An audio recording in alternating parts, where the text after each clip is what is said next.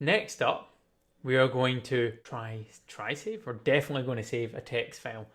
So again, just like the opening file series, if you have not seen them, head over to them. We are going to open the file. There we go. Text_data. So look at the head. Okay, so it loaded it in, but now we might want to save it. But we've performed some actions on the data this time, so we're gonna want to save it. So in this case, we are looking for any users. I like spaces. Any users that are over, like any days where users were over 2, which might be like everything. Let's do over 8. There we go. So see how that's much different from before. So what we're going to do is we're going to store this in a variable. So above 8.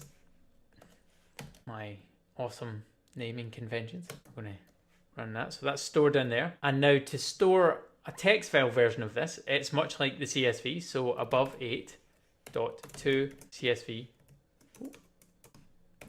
There might be a to text, but I always use to CSV. So I might be showing you the wrong way. And we're going to call it above 8.txt. And we're going to use separators. We're going to sep it.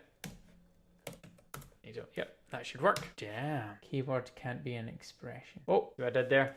User error. It's almost always user error. Boom. Saved. That's it, saved. It will live somewhere in my file system if I can find it quickly. So data of 8. There we go. Disk data. Ugh, discard that. Cancel. That's that data. So that's how you save a text file in a CSV file.